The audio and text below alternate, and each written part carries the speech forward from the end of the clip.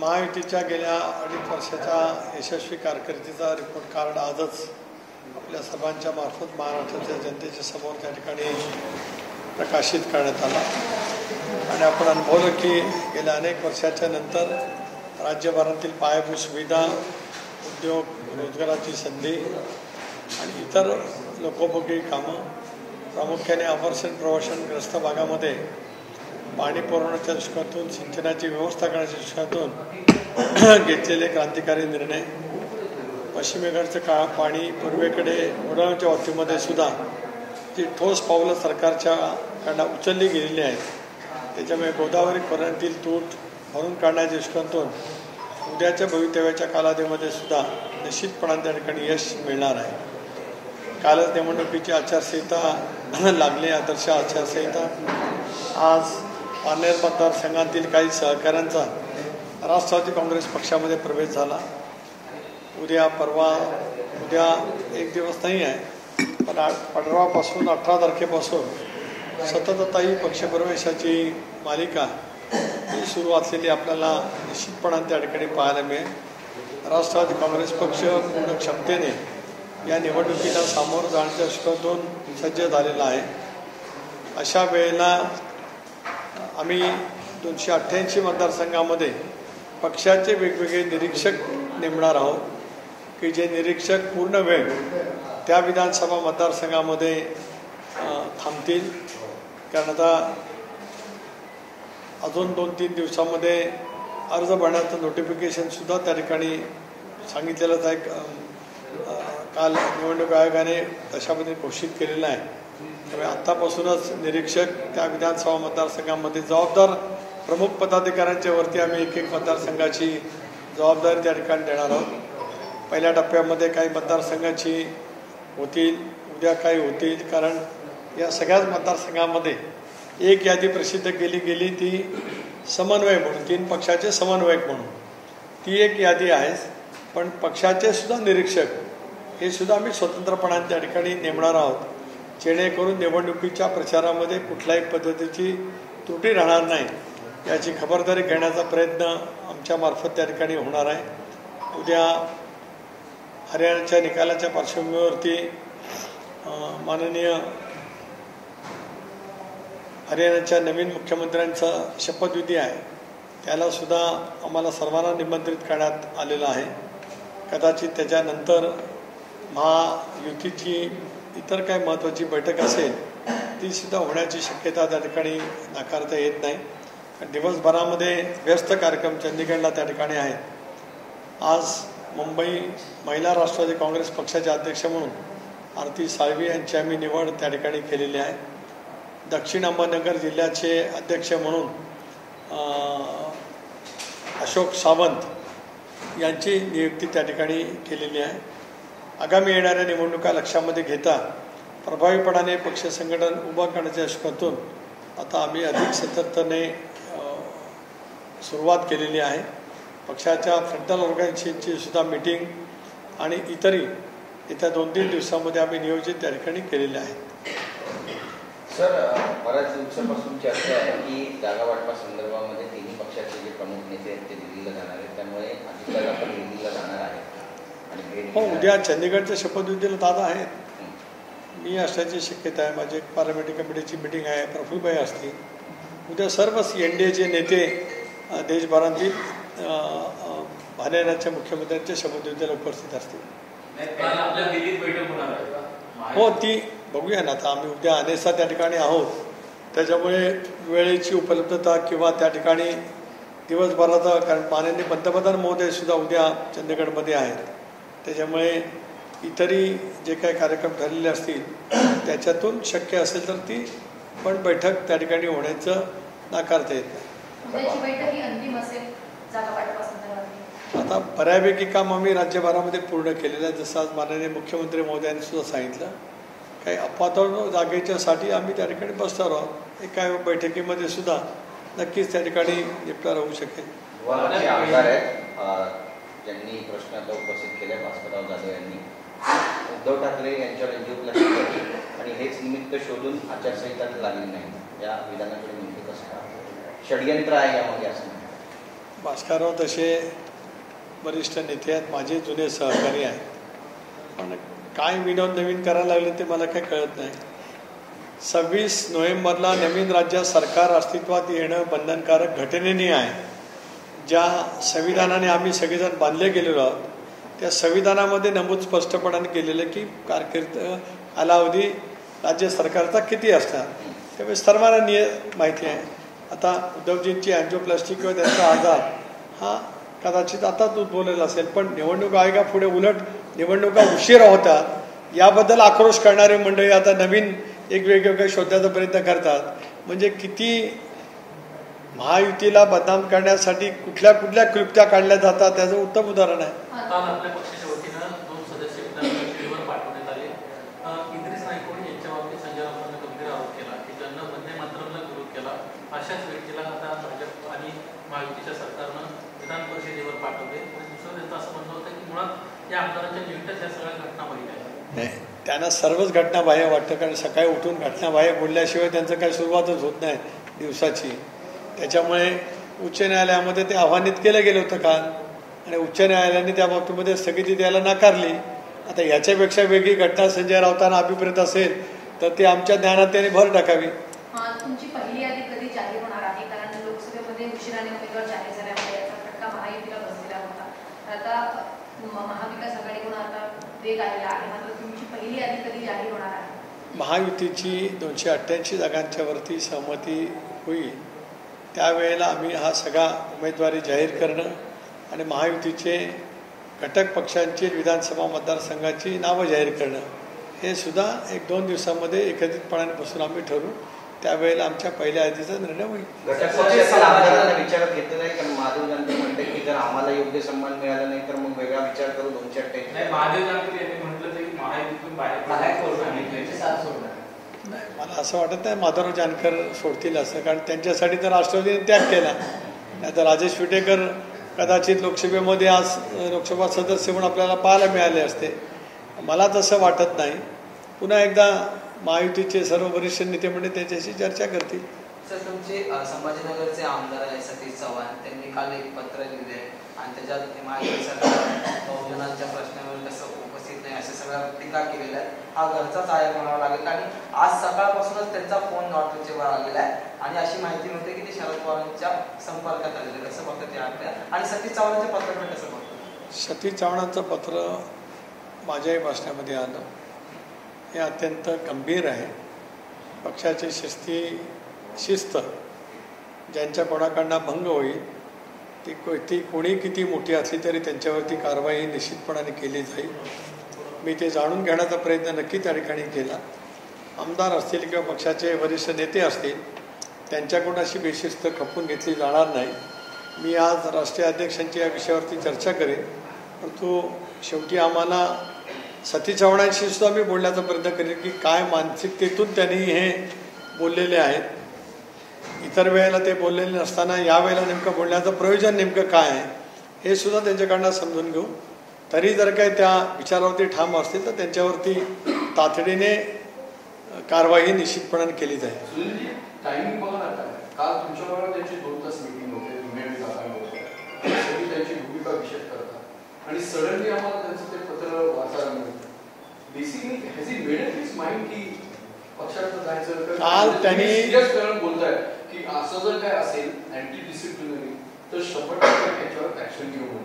तर do you really feel की हे जे टायमिंग त्यांनी निवडलेलं, आज तुमची निघाली प्रेस कॉन्फरन्स होती, त्याच्या आधी हे सगळं रिलीज होतं, तर this is definitely anti party activity? Definitely.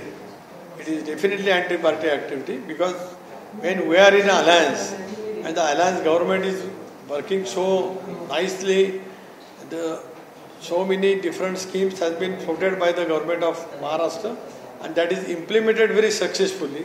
So total scenario of the election has changed now, whatever is in the parliament election. अशा वेळेला पक्षाच्या एखाद्या वरिष्ठ सहकाऱ्यांनी असं वक्तव्य करणं हे पक्षहिताला बाद आणणारं आहेच, त्यापेक्षा महायुतीच्या एकंदरीत कार्यप्रणालीला बाद आणणार आहे. पण व्यक्ती कितीतरी मोठी असली तर त्याच्यावरती कारवाई केली जाईल. राष्ट्रीय अध्यक्षांच्या जवळ बोलून आज संध्याकाळपर्यंत किंवा उद्यापर्यंत सुद्धा त्यांच्यावरती कारवाईचे संकेत मी या ठिकाणी देतो. राजेश शिंदे देखील 2 दिवसामध्ये प्रवेश करतात. एक असं आहे की काही महिन्यापूर्वी शिंगण्यांचा मला फोन आला होता की बुलढाणा जिल्हा मध्यवर्ती बँकेच्या बाबतीमध्ये दादा प्रयत्न करत आहेत, परंतु अजून यश त्या ठिकाणी येत नाही. हे जर का यश मिळालं तर मला आत्महत्येशिवाय पर्याय नाही राहणार असं डॉक्टर शिंगणे माझ्याजवळ बोललेले होते. मी तातडीने दादांच्याजवळ संपर्क करून त्यांची बँक ते अध्यक्ष असताना जी अडचणीत आणलेली होती त्या बँकेला 300 कोटी रुपयाचं अर्थसहाय्य करण्याचा निर्णय राज्य सरकारने त्या ठिकाणी घेतला. 2014ची निवडणूक डॉक्टर शिंगणे राज्य बँकेच्या मध्यवर्ती बँकेच्याच प्रकरणाच्यामुळे निवडणूक लढले नव्हते. शिंगण्याच्या हे लक्षामध्ये आलं पाहिजे की हे सगळं अजितदादांनी त्यांना करून दिलेलं आहे. त्याच्यामुळे त्यांनी जर काय वेगळी भूमिका घेतली तर त्या मतदारसंघामध्ये राष्ट्रवादी काँग्रेस पक्ष लढेलच, किंवा गेल्या वर्षभरामध्ये हजारो कोटी रुपयाचा निधी त्यांनी त्या ठिकाणी नेलेला आहे. त्याच्यामुळे कोणी आता काय स्पेअर होणार नाही. त्यांनी आज काय भूमिका घेतली किंवा त्यांच्याकडे काय आहेत, पण मला स्वतःला त्यांनी सांगितलं होतं की त्यांच्या कुटुंबातला काही वादविवाद आहेत ते एकत्रितपणाने बसून मिटवणार आहेत, पण ते अजितदादांची आणि राष्ट्रवादी काँग्रेस पक्षाची लढाई लढणार आहेत. बघूया आता काय करतात ते. सर, मव्या नेहमी म्हणत असते की तुमचा मुख्यमंत्री पदाचा चेहरा कोण. आज तुम्ही ज्यावेळेस पत्रकार परिषद होते तिकडे देवेंद्र फडणवीसांनी म्हटलं की आम्ही मुख्यमंत्रीला सोबत घेऊनच बसलेलो आहे, तुम्ही मुख्यमंत्री पदाचा चेहरा सांगा. तर दादा पुढे जाऊन म्हटले की ज्यांना तिकीट मिळत नाही ते त्या ठिकाणी जातात महाविकास आघाडी. या सगळ्या घटनाक्रमाला तुम्ही प्रांताध्यक्ष किंवा महायुतीचा भाग म्हणून कसं बघताय? तुमचा मुख्यमंत्री पदाचा चेहरा आणि मव्याच्या मुख्यमंत्री पदाच्या भागावर कसं? मव्याच्या मुख्यमंत्री पदाच्या वतीमध्ये न बोललेच बरं, कारण मव्याच्या प्रत्येक घटक पक्षामध्ये अनेक मुख्यमंत्री पदाचे चेहरे त्या ठिकाणी आहेत. अनेकांच्या नावाने बॅनर पण लावून आपण महाराष्ट्राच्या जनतेने ती करमणूक पाहिलेली आहे. महायुती सक्षमपणाने 288 जागांच्या वरती निवडणूक लढण्याच्या दृष्टीकोनातून सज्ज त्या ठिकाणी झालेले आहे.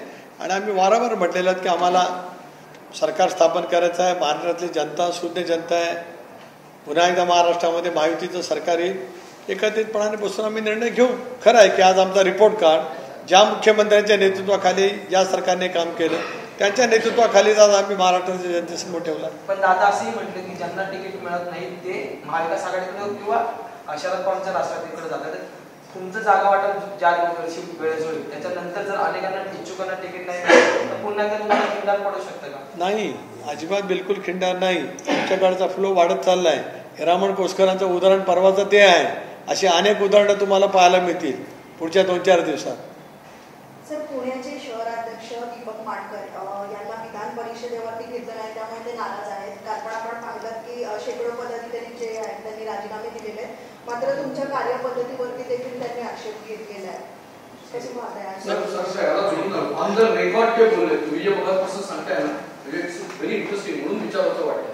तुम्ही मला कुठलाही पक्षाचा अधिकारी म्हणजे पदाधिकारी मोठा असला तरी सुद्धा असं जर पक्षाच्या इन व्हायलेशन ऑफ तुमचे जे काही स्टिप्युलेटेड नॉर्म्स असतील त्याच्या असेल तर he will definitely face a disciplinary action. आत्ताच त्यांचं what she is asking is very right.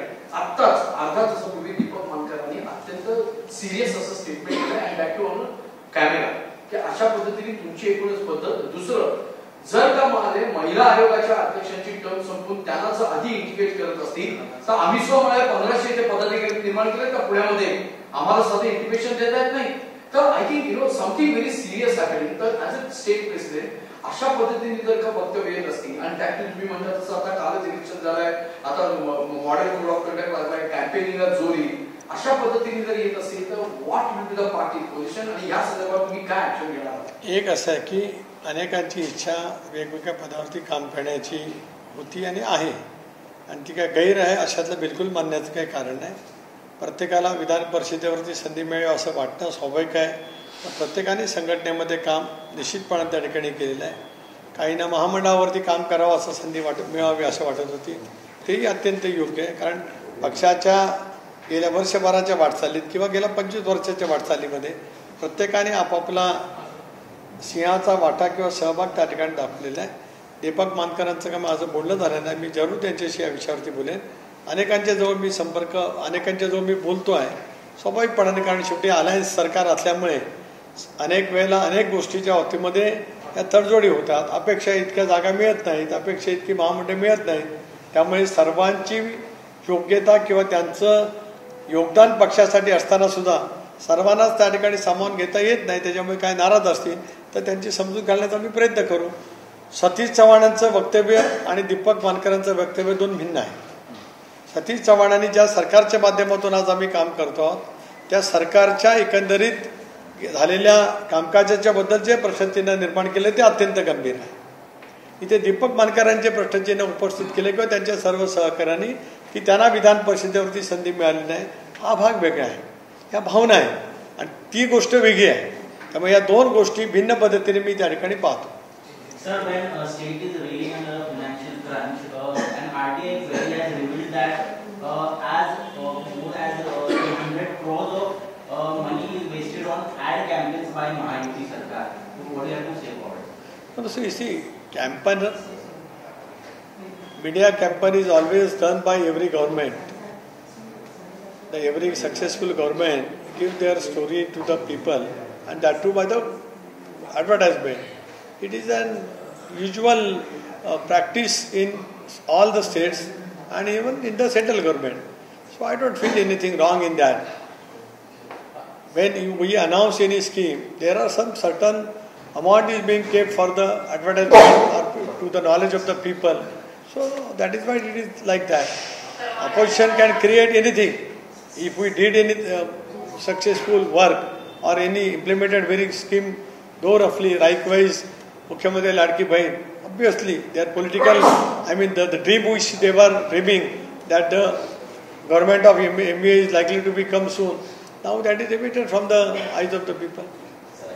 Sir Sunil Hindi में बताइए, चुनाव के मद्देनजर किस तरह से संगठनात्मक बदलाव किए गए, क्या पर्यवेक्षकों की नियुक्ति की इस बार? नहीं, निरीक्षक की नियुक्ति हम करने जा रहे हैं क्योंकि चुनाव आयोग ने महाराष्ट्र की विधानसभा का चुनाव घोषित किया है. पार्टी संगठन और मजबूत करने के लिए हम सारे ये बदलाव नहीं है, ये और एडिशनल हम कर रहे हैं. इसके अलावा सीट बंटवारे का स्टेटस क्या होता है, कितने सीटों पर सहमति बन गई है, बाकी कितने बचे हुए सीट पर विवाद है? ऑलमोस्ट ऑल 85-90% सीट के ऊपर सहमति हो गई है. बची हुई सीटें के बारे में हम 1-2 दिन में बैठेंगे और उसके बारे में भी निश्चित काल में उसका बंटवारा सम्मानपूर्वक वहाँ पे हो जाएगा. लोकसभा चुनाव के दौरान हमने देखा था कि आप लोगों को जितना समर्थन मिलना चाहिए था आपके साथी दलों से, खासतौर पे बीजेपी से, कुछ एक सीटों पर उतना नहीं मिल पाया था. तो वो चीजें दोबारा रिपीट ना हो, इसको इससे बचाने के लिए आप लोग क्या कर रहे हैं? क्या कुछ कोऑर्डिनेशन कमेटी बनाएंगे ताकि वो चीजें रिपीट ना हो? हमारी पार्टी वाले से सहयोग नहीं मिला, ऐसा हमने कभी बयान नहीं दिया है. आप गलत मत मेरे मुंह में डालिए. नो, यू सेड, देखो राष्ट्रवादी कांग्रेस पार्टी की तरफ से कभी भी बयान नहीं गए हैं, लेकिन एक बात सही है कि पहली मर्तबा हमारी अलायंस हो गई थी, हमारी भाजपा से हो गई थी, हमारे शिवसेना से हो गई थी, तो वोटर्स के मन में शायद कोई कन्फ्यूजन रह सकता है. सो दैट वाज the first election. So now in second election वो कन्फ्यूजन नहीं रह जाए, इसके लिए तीनों पार्टी और हमारे सहयोगी दल पूरी तरह से कोशिश करते हैं. नेताओं द्वारा पार्टी के खिलाफ या फिर बयान दिए गए, अग्रेसिव बयान दिए गए, क्या पार्टी अनुशासनात्मक कार्रवाई करेगी? बीजेपी तरफ से कहा उनके अगर नेता कोई कार्रवाई कर बयान देते तो उस पर कार्रवाई की जाएगी. आपकी पार्टी में बिल्कुल. आज के हमारे विधायक का बयान मैंने अभी देखा, आपने भी पत्र परिषद में पूछा, उसके बारे में मैंने सीरियस लिया है. आज शाम तक नहीं तो कल सुबह तक उसके बारे में जो कुछ कार्रवाई सख्त करनी है वो करना हो जाएगी. He was expecting त्याला दुसऱ्या सगळं झालं. Are you really happy with the law and order situation की आता ज्या पद्धतीने त्यांच्या संदर्भात इन्व्हेस्टिगेशन चालू आहे?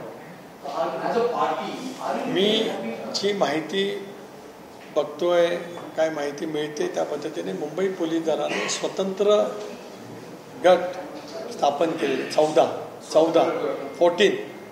ज्याला आपण युनिट म्हणतो, वेगवेगळे फोर्सेस 14 त्यांनी केलेले आहेत.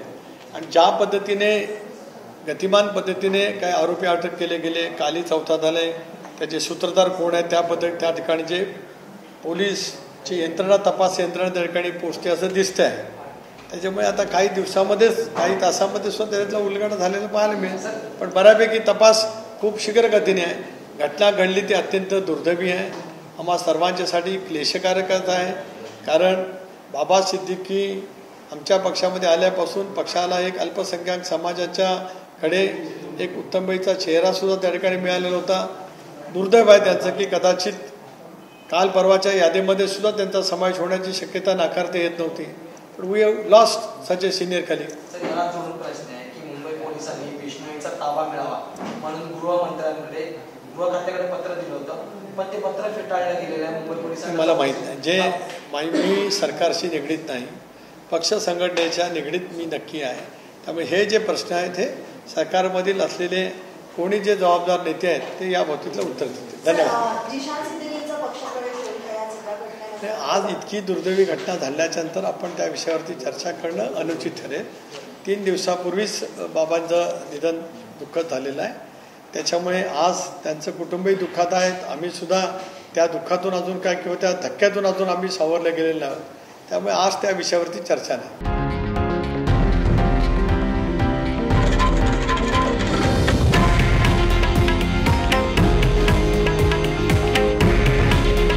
हे आहे देशातील नंबर 1 न्यूज नेटवर्क आणि आपण पाहत आहात TV9 मराठी. काळजी तुमची, हित महाराष्ट्राचं.